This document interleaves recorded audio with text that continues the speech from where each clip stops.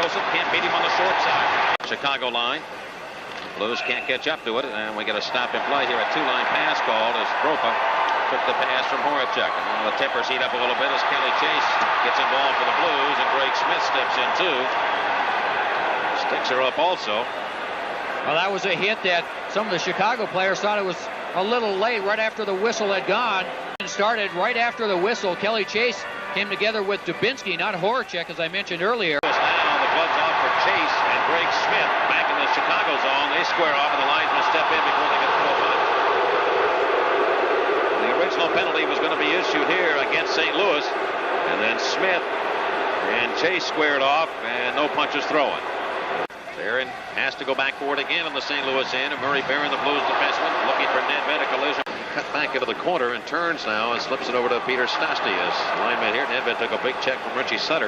Tilly scoots on to center. Karamov now trying to get into the Chicago end. He runs right into Cunningham. Picked up though by Chase, and a wrist shot right on, and that's Belfour making the save on Kelly Chase. Now a fight breaks out with Greg Smith and Chase back in behind the Chicago net. Greg Smith and Kelly Chase both trying to get their arms free to throw punches. Kowarski directing traffic, telling everybody get away from here. And let the heavyweights go, and we don't want you around. Now the glove comes off from Smith. Now this is something that could have happened easily in the first period, and it sure didn't take long once those two players got together. After Kelly Chase had taken the shot, they came together behind the net, and Kelly Chase immediately dropped his gloves. They continue to battle back behind the goal. There aren't a whole lot of punches connecting right now, and I think what the game plan is here for the linesmen is let them punch themselves out, make sure they're so tired that they can't do it again. This helmet pulled up, Chase gets the right hand on. They still trying to get position. Here's a good right by Chase. Smith has the weight advantage, but Kelly Chase, a very smart fighter. He doesn't lose very often, and the second half of this fight has belonged to Kelly Chase. Chase finally has his jersey pulled up over his head. Two big strong guys battling one another. They're both going to go and sit down and go to the locker room. Kelly Chase. They both came together behind the net, got their sticks up, and right away Kelly Chase doesn't waste any time at all as he will end up throwing his gloves down. He gets his gloves in the face of Smith. And Kelly Chase was really the aggressor on this play, even though it won't be called that way. And then they really went at it. Both Smith and Kelly Chase, two big boys, both good fighters. And the linesman just stepped away, let those two go at it. Blues take over again. Wristed up to Stastny. Stastny looking for Nedved, who cruises in deep. Underneath the skates, and now we'll jam up around Stastny battling Cunningham. The whistle sounds, and Stastny's going to get a roughing call. Amonte took a tremendous hit from Brendan Shanahan on the play, and he's really favoring his leg. Now we get a little battle break, and Shanahan and Joe Murphy start to go at it. And that was what you were talking about. Shanahan, as Murphy came after him, apparently, and the tempers heated up, and then Shanahan got involved with Joe Murphy. Amonte still struggling to get to the bench, and he is hurt. Suter has a hold of one of the Blues here. Miller? Well, that's Rick Zombo. Zombo, sorry. And Rutu also involved as well, so there's actually two players on Rick Zombo. And actually what has happened here, Chicago was making a change, so they have 6 players out there. The Blues also have 6 players on the ice as well.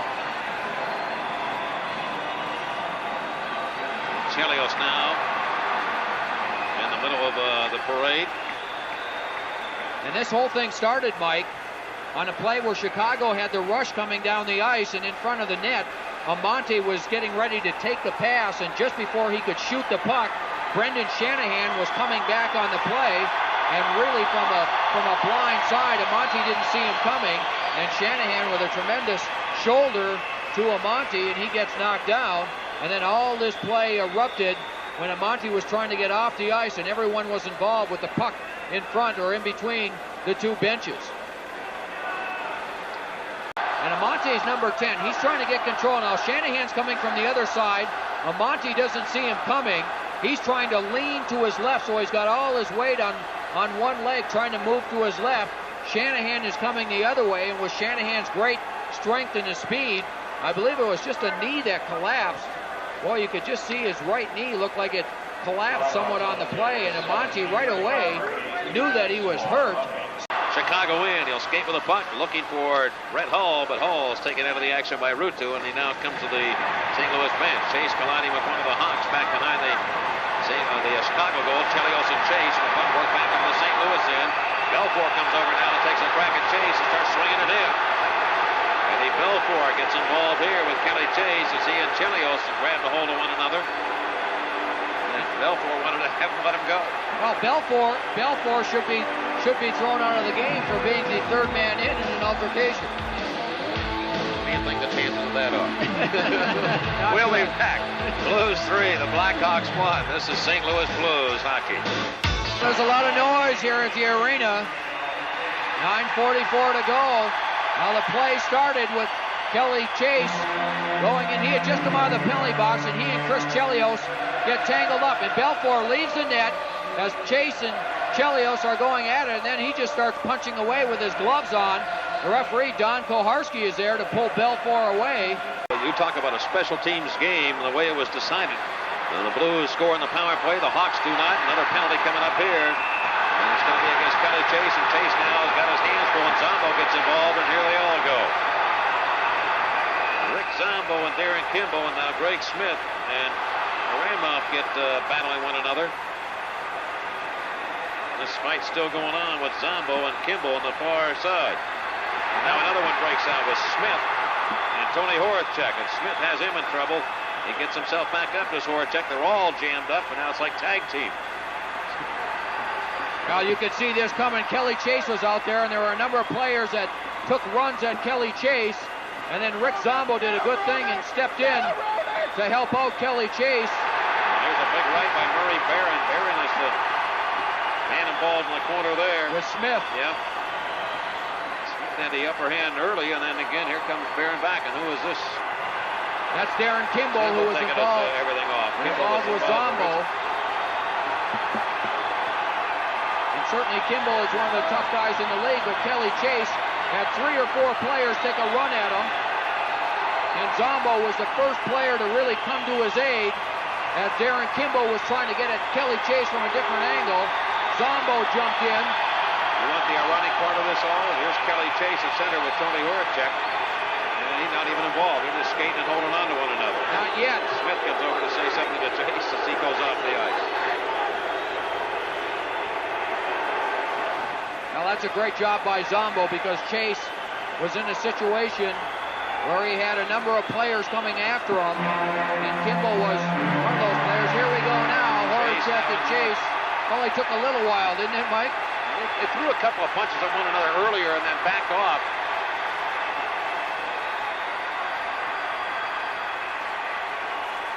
They're still swinging away. An uppercut by Chase.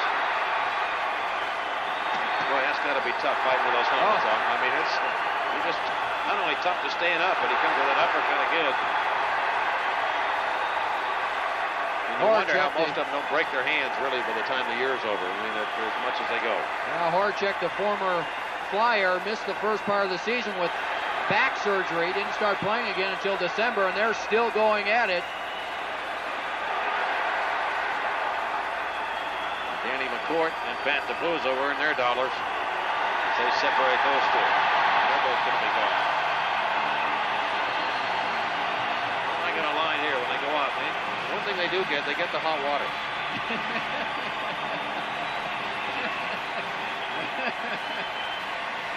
There is a reason for it all.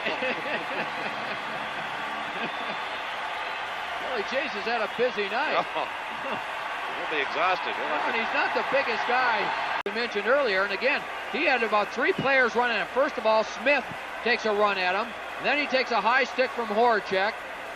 Kimball comes in as the third player. That's where Zombo really came to the aid of Kelly Chase by jumping on Darren Kimball.